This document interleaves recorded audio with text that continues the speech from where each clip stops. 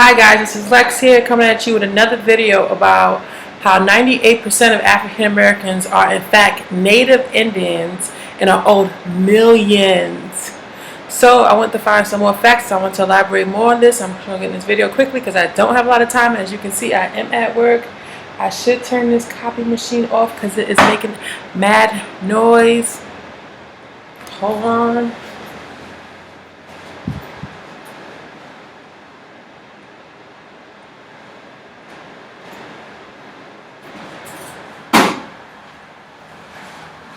So, I'm just going to go through this video real fast. So, I wrote a lot of things down.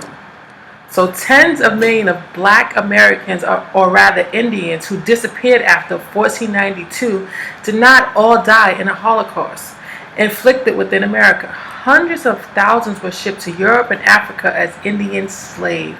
The whole slave trade story was given to us as in reverse.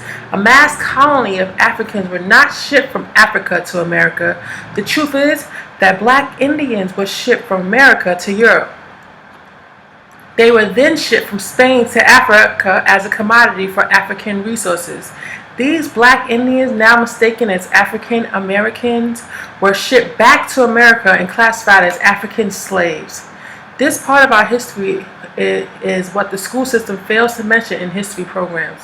Every European nation that colonized North America utilized Indian slaves for construction, plantations, mining on the North American continent. But more frequently is their outposts in the Caribbean and in the metropoles of Europe. All historians note that nowhere is there more authentic documentation than in South Carolina, also known as the original English colony of Carolina, established in 1670. It estimates that between 1650 and 1730, at least 50,000 Indians, and likely more due to transactions hidden to avoid paying government traffic and taxes, were exported by the English alone to the Caribbean outposts. Between 1670 and 1770, far more Indians were exported than Africans were imported. In southern coastal regions, entire tribes were exterminated through slavery compared to disease or war. In a law passed in 1704, Indian slaves were conscripted to fight in wars for colonies long before the American Revolution. Indians found themselves caught in between colonial strategies for power and economic control. The fur trade in the Northeast, the English plantation system in the South, and the Spanish mission system in Florida collided with major disruptions to the Indian communities. Indians displaced from the fur trade in the North migrated south, where plantation owners armed them to hunt for slaves living in the Spanish mission communities. The French, the English, and the Spanish often capitalized on the slave trade in other ways. For example, they garnered diplomatic favors when they negotiated the freedom of slaves in exchange for peace, friendship, and military alliance. In other instances, an Indian in colonial capacity in the slave trade, the British had established ties with the Chickasaw, who were surrounded by enemies on all sides in Georgia. They conducted extensive slave raids in the lower Mississippi Valley, where the French had a foothold, which they sold to the English as a way to reduce Indian populations and keep the French from arming them first.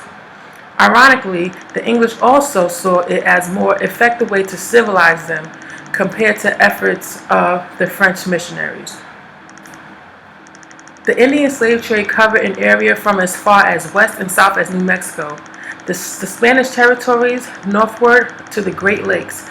Historians believe that all tribes in this vast swath of land were caught up in the slave trade in one or another, either as captives or as traders.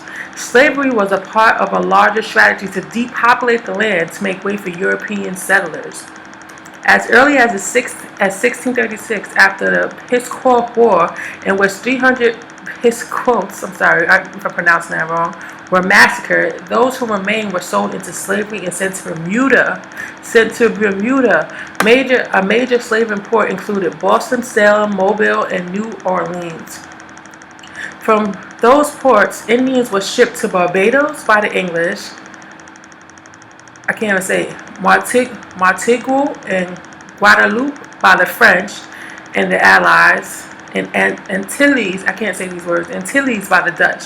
Indian slaves were also sent to Bahamas as the breaking ground where they might have been transported back to New York or to Antigua.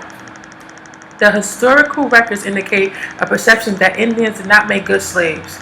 When they were shipped far from their home territories, they too easily escaped and were given refuge by other Indians, if not in their own communities. They died in high numbers of transatlantic journeys and succumbed easily to European disease. By 1676, Barbados had banned Indian slavery, citing too bloody and dangerous and an inclination to remain here. As the Indian slave trade gave way to the African slave trade by the late 1700s, by then over 300 years old Native American women began to intermarry. After 300 years, Native American women began to intermarry with imported Africans, producing mixed-race offsprings whose native identities became obscured through time. In the colonies, products to eliminate the landscape of Indians, these mixed-race people simply became known as colored people through bureaucratic insurances and public record. In some cases, such as Virginia, even when people were designated as Indians on their birth or death certificates or other public records, their records were changed to reflect colored.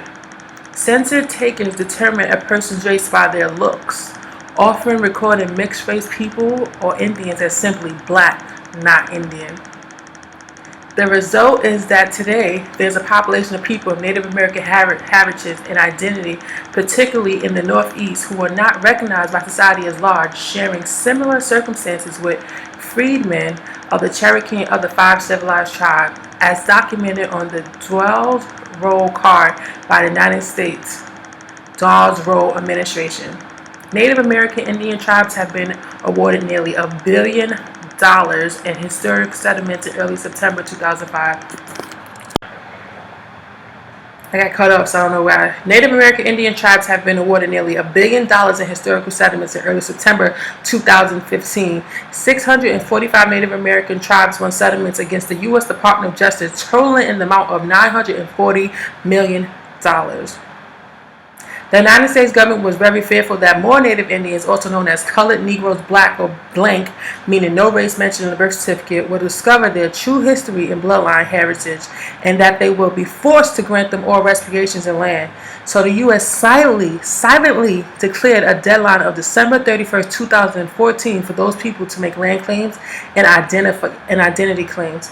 Even though the deadline has passed, there are thousands of Native Indians still winning settlements throughout the U.S. Supreme Court and almost commonly through the United Nations Court. So do not give up your fight, because where there's a will, there is a way. How do you feel about this? People ask me for facts, so I went and got facts. You can research your stuff yourself. You can Google it yourself. You can go look for books. You can go to historical claims. You can go to the clerk's office. You can find these things. They are so scared of millions of people waking up and saying, I'm not black, I'm Indian, and I want my land and I want my money, that they change the laws that you cannot, without even putting on the news, you cannot claim to be a native. So how about that? Check this video out, subscribe, like, and comment your views, because in the other video, you guys are calling me crazy and all kinds of stuff. So that's it. Good morning. Check out this video. Let me know what you think. Lex here.